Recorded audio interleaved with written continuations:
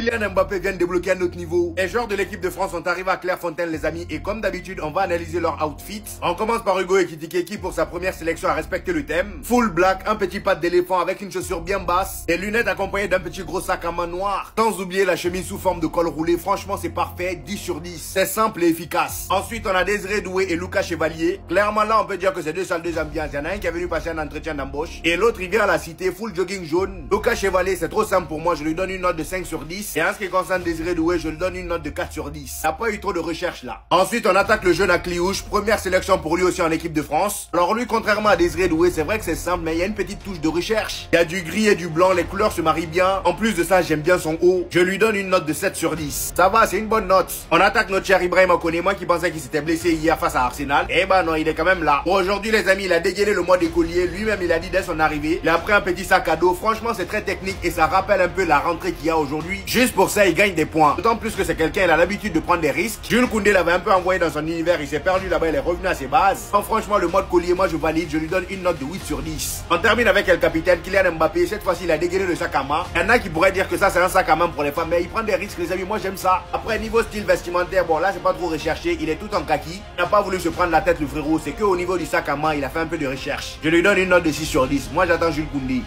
Tu n'as pas fait ça. C'est la rentrée des classes, mais aussi à Clairefontaine, les Bleus se rassemblent. Restez bien jusqu'à la fin, comme chaque rassemblement, on va voir toutes leurs arrivées. Oh, c'est la Coupe du Monde, un peu de hype. La surprise du chef Akliouche, avec une belle arrivée très réservée, très timide. Ce n'est en tout cas plus le cas pour Doué, qui arrive en survêtement, plus grand chose à prouver.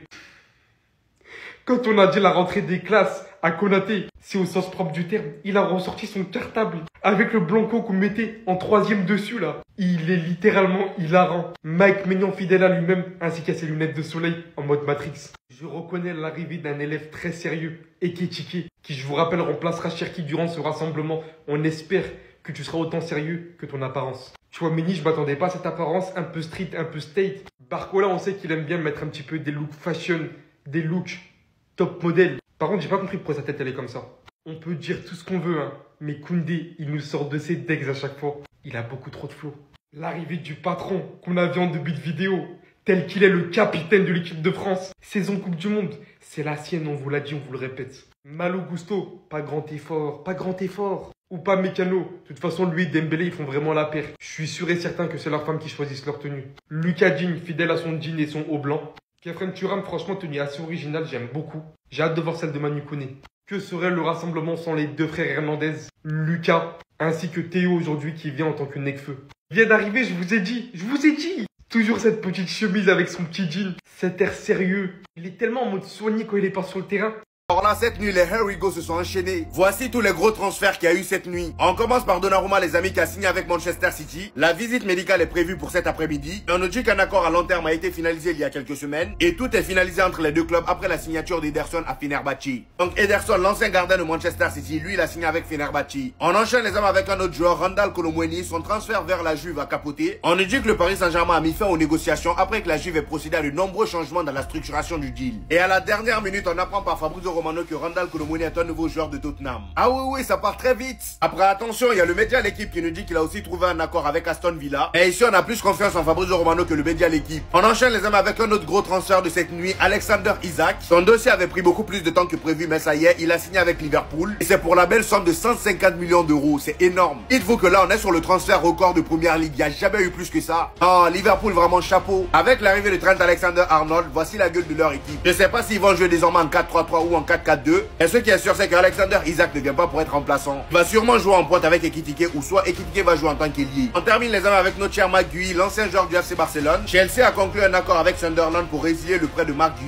Il va donc retourner à Chelsea. Est-ce que vous êtes au courant de ce que Luis Suarez a fait cette nuit? Là, il doit être sévèrement sanctionné. Regardez juste la dinguerie qu'il va faire à l'entraîneur à la fin. Pour ceux qui ne seraient pas au courant, cette nuit, c'était la finale de League Cup entre l'Inter Miami et Seattle Sounders. Victoire du Seattle Sounders, 3-0. Comme vous avez pu le constater, les amis, il y a eu une grosse bagarre qui a éclaté. Apparemment, tellement c'était chaud à la fin, les joueurs de l'Inter Miami sont tous rentrés au vestiaire au moment où Seattle venait soulever le trophée. Seul Lionel Messi est resté par respect pour les regarder. Maintenant que ça s'est dit, regardez la dinguerie qui s'est passée. Les joueurs de l'Inter Miami n'ont pas encaissé la défaite. Luis Suarez a commencé à se battre avec tout le monde. Comme d'habitude, j'ai envie de dire, et ce qui est anormal, c'est que même Sergio Busquets, les amis, s'est énervé. À un moment donné, il est même venu gifler un joueur de Seattle. Et c'est pas ça le pire. Regardez ce que Luis Suarez va faire à l'entraîneur de Seattle. Regardez, hein.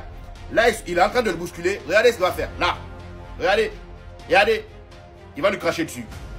Voilà, il lui a craché dessus. Il lui a craché dessus. Il lui a craché dessus. On est en 2025, les amis, il continue avec ses bêtises. Regardez-moi ça. Comment c'est possible? Il lui crache en pleine gueule. Déjà qu'on avait l'habitude qu'il morde déjà. Alors là, les amis, c'est trop. Franchement, reste pas Lionel Messi qui a su garder son sang-froid comme d'habitude. Il est resté tout seul pour regarder l'adversaire. Parfois, il faut savoir accepter la défaite. Quoi?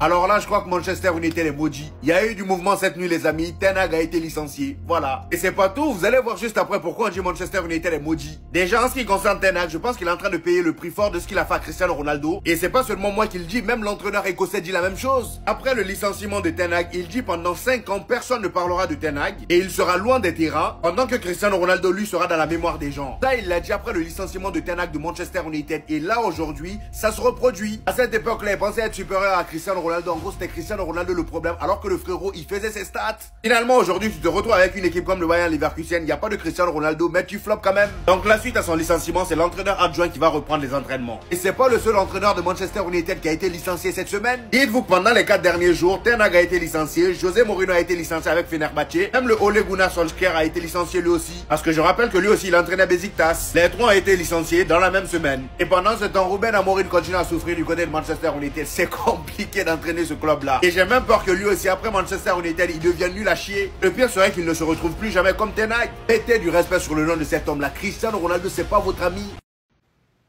Liverpool ne veut pas finir son mercato. Le Here We Go de Isaac a été lancé cette nuit.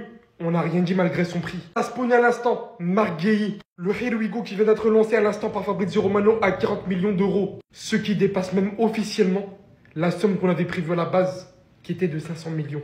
Et vous avez devant vous la liste exacte. Le mercato le plus cher de l'histoire officiellement. Si Liverpool ne gagne rien cette saison, pas au minimum la Première Ligue, c'est une honte monumentale. Et je parle même pas du fait qu'ils sont littéralement censés tout prendre au sens propre du terme en soi, mais je suis gentil. Je vais juste me contenter en Première Ligue ou Ligue des Champions.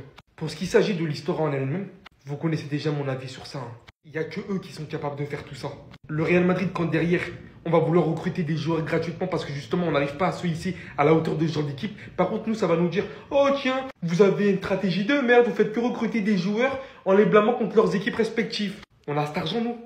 On a cet argent, nous. Qui fait ça même? 500 millions, qui fait ça même? Wesh! Là, on est sur la dernière journée de mercato, hein, et il y a tellement de transferts qui sont passés sous les radars pendant cette nuit, même qui sont en train de se produire. Là, je vais revenir sur quelques-uns. Tout d'abord, on a Kolo Muani qui finalement ne va pas aller à la Juve. Fabrizio Romano nous annonce qu'il est sur le point de trouver un accord avec Tottenham, mais en même temps, l'équipe nous annonce qu'il a trouvé un accord avec Aston Villa. Il va aller où au final? Aston Villa ou Tottenham? L'idéal pour lui, moi, je dirais, c'est d'aller à Tottenham. Et la Juve n'est plus sur le dossier Kolo Muani parce qu'ils ont réussi à récupérer Loïc Openda pour 40 millions d'euros, bonus compris, au RB Leipzig. Leipzig a quand même bien vendu sur ce mercato. Sesko, Xavi Simons, Loïc Openda, franchement ils se sont mis bien. Il y a eu l'officialisation aussi pendant cette nuit de Gianluigi Donnarumma à Manchester City. En termes de profil de gardien, je sais pas si ça va matcher là-bas. Même s'il est très bon sur sa ligne, maintenant le jeu au pied, on sait que c'est pas un de ses points forts. Mais on verra comment il va s'adapter. Anthony a réussi à fuir de Manchester United en trouvant un accord avec le Betis Séville qui a posé une vingtaine de millions d'euros sur lui. Et United a quand même mis une bonne petite clause à la revente de 50%. Évidemment, ils l'ont acheté quasiment 100 millions d'euros. Il faut qu'ils arrivent à gratter le max d'argent sur son départ. Il y a aussi Sancho qui va rejoindre Aston Villa, mais lui, ce sera pour un prêt. En ce moment, je sais pas, il enchaîne les prêts. Et il y a toujours personne qui veut l'acheter. Après, parce qu'il a aussi un gros salaire. Et pendant la nuit, il y a eu le transfert le plus cher de l'histoire de la Première Ligue qui a eu lieu avec Isaac qui est parti à Liverpool. C'était sûr, on l'attendait tous. On savait juste pas à quelle heure il allait arriver. Ben, il est arrivé en pleine nuit. Ce qui a fait que derrière, Newcastle s'est permis d'acheter Yohan Wissa pour 63 millions d'euros à Brentford. Waouh! Après Walter Made pour 85 millions, ils achètent Wissa pour 63 millions. Ils ont déjà réinvesti l'argent d'Isaac. Et eux, ils posent l'argent, ils parlent pas trop, Ah ouais, ils veulent pas trop négocier, eux. Manchester United a peut-être enfin trouvé une solution au poste de gardien. On sait que Onana, c'est compliqué. Baïdir, c'est compliqué. Et là, ils se sont jetés sur Lamens pour 20 millions. Le jeune gardien d'Antwerp, on ne connaît absolument pas son niveau. Mais j'espère qu'au moins qu'il sait sortir sur des corners. C'est le plus important, je pense, à l'heure actuelle. Pour rester un peu côté United, on va parler un peu de leurs ex, notamment de leur ex-coach, Erik ten Hag, qui s'est fait licencier ce matin après seulement 2 matchs de Bundesliga.